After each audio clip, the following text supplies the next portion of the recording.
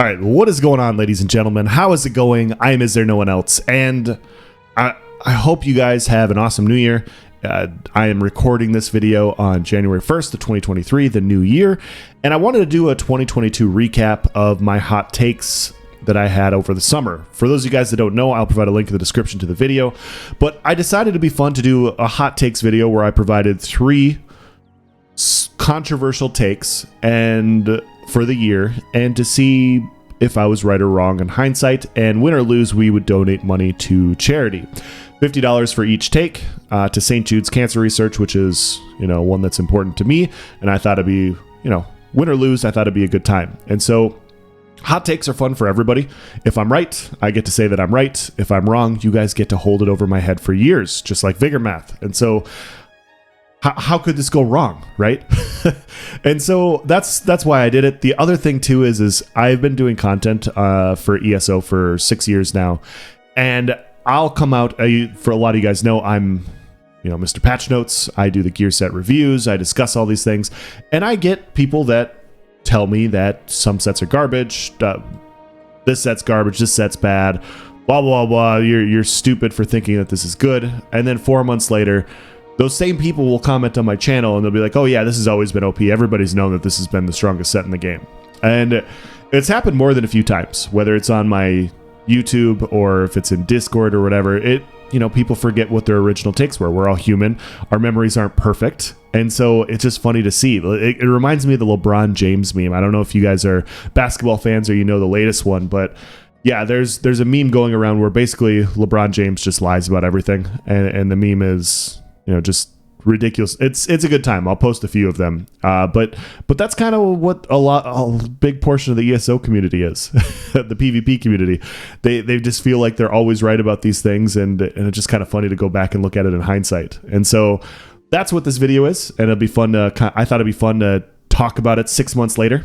The patch came out June 6th, and I did a hot takes video on June 10th. 4 days after. And so we're going to see how right and how wrong I was, and for charity. And so that's what this video is. It's supposed to be fun. It's supposed to just be, hey, we got a new year, and let's see how I did. So let's dive into it. Number 1, I said that bombers were going to get an adjustment, whether it was through skills or sets or the CP tree. I was of the belief that after the High Isle patch came out, that bombers were going to get an adjustment. Bombers have been strong for a while.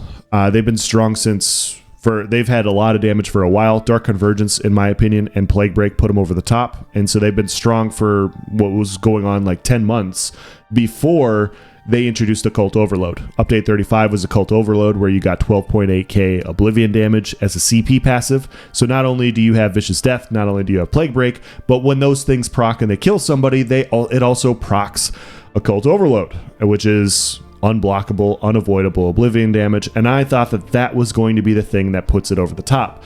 ESO has a history of making things that were already strong even stronger, and basically it gets to a point to where people complain about it because it's like, dude, you just made the strongest class in the game even stronger. This is insane.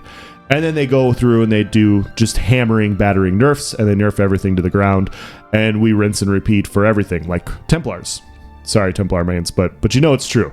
Anyways, bombers have been strong for a while, and they did end up nerfing it. They nerfed Occult Overload.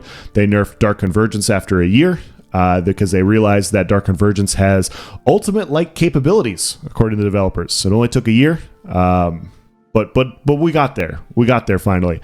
Plague Break got an adjustment as well because it was too strong. So I take the win on that one. That was probably one of my least hot takes. I thought that one was pretty obvious, but I don't know. Everybody's different. They see different things. Let's move on to the second one. Number 2, I believe that Oakensoul was so powerful when it came out that it was going to break the game in a way that ZeniMax is going to have to adjust the set before update 35. I thought they were going to adjust it during the High Isle DLC.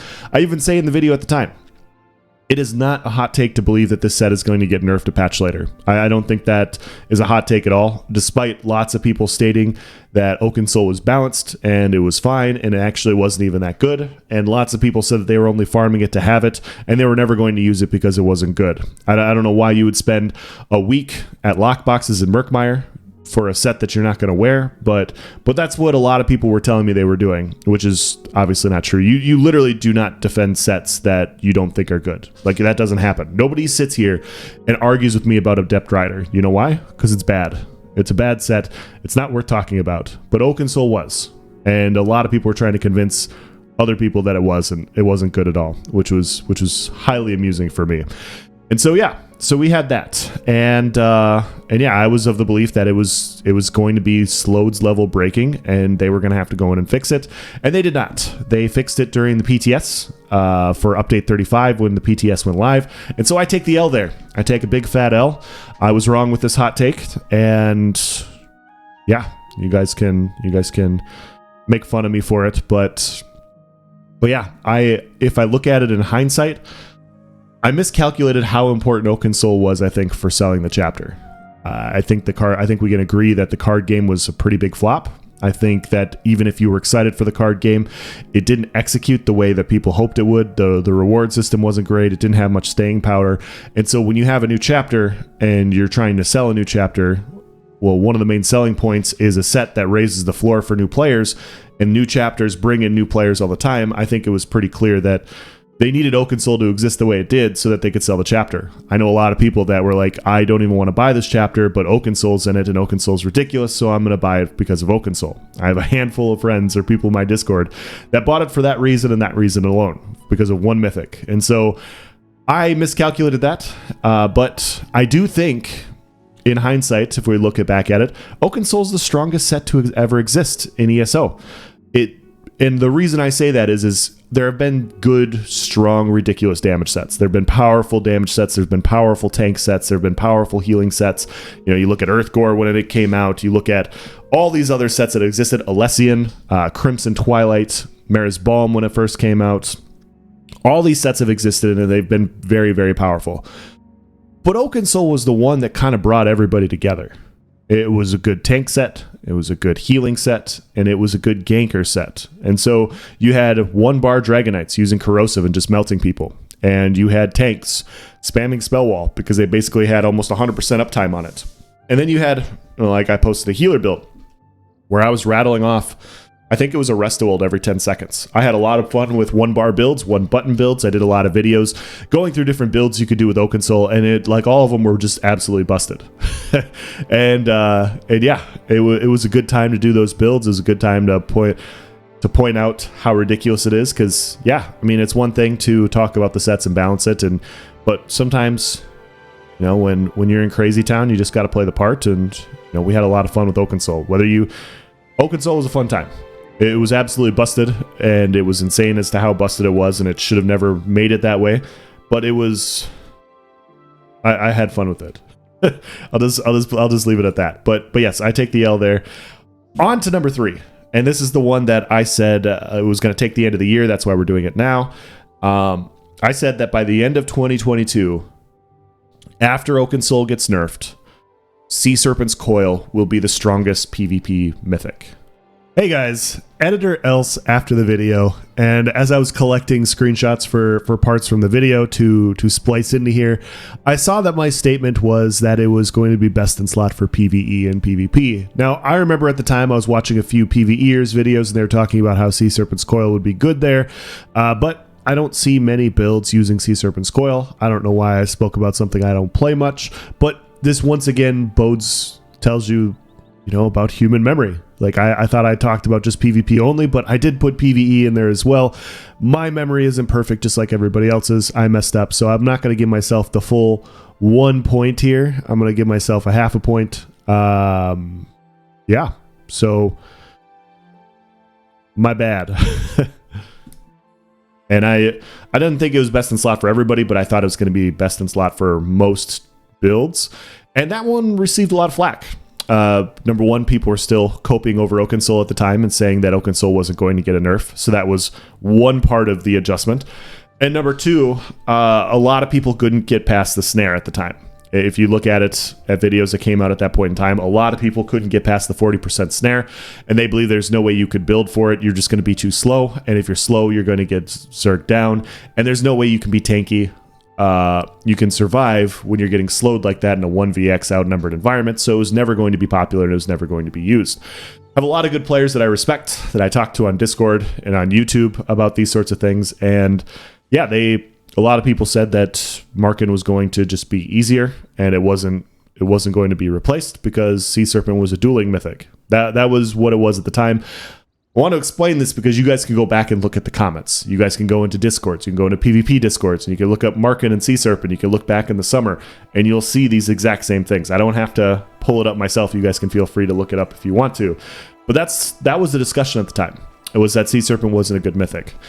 What people didn't realize is, you can strap Swift traits onto the jewelry, and you can offset the snare enough to where the damage for Sea Serpent's coil, especially in a tanky meta like what we currently have, becomes one of the few mythics to run to actually be useful in a tank meta. Like there's a lot of people that are now saying that if you're not running Sea Serpent, you can't really kill anything on some specs, and you basically have to run Sea Serpent's coil because it's the only mythic giving you the damage to kill people. And I agree with that. I do agree with that, and that was the point. Is Sea Serpent, even with Swift, was just so loaded in the damage perspective that it was going to be strong. And so, yeah, I posted a poll on my channel, and the vast majority of you, 48%, said that Sea Serpent's coil was the strongest mythic in PvP. I did this poll in November, and number 2 was Markin at 30%. And so, substantially, more people think Sea Serpent's coil is the strongest mythic.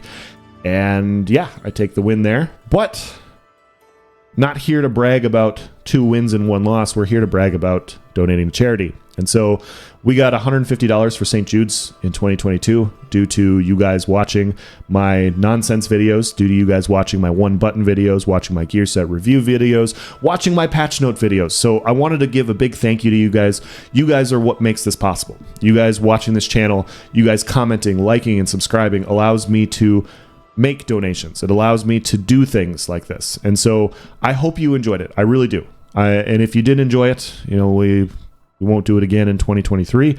But I hope I can keep this going. I had fun doing it, and I'll try and get more outlandish next year. Maybe I'll even do more takes so we have more money for charity. I will ask once again if other content creators thought this was fun. Take it upon yourself. Provide your own hot takes. Put yourself out there. I mean, it's easy to sit like... I'm gonna peel back the curtain a little bit, and I'm just gonna say this. It's tough sometimes as a content creator or a streamer on YouTube. You don't want to put yourself out there too far because you don't want to get made fun of. Guys, it's a freaking video game. It's not a big deal. Come on, just post some hot takes. You don't have to donate to charity. Just have some fun with it. Have some fun with it. Have some fun with the community. That's the point of playing video games, right? That's my point of view. So hopefully people enjoyed it. I'm going to leave this here. You guys let me know in the comments section what you thought of this entire series, what you thought of my hot takes. I'm sure a lot of people will, once again, say hindsight, this was always going to be the case. If you go back and look at the time 6 months ago, that's not true. LeBron, that is not true, LeBron, but it is what it is. I'm sure a lot of people agreed with me at the time, and I'm sure a lot of people will still defend Oakensoul in 2023. So yeah, I'm going to end this video here. Thank you for watching, guys. Have a good year. Have a great year. And I'll catch you on the next one.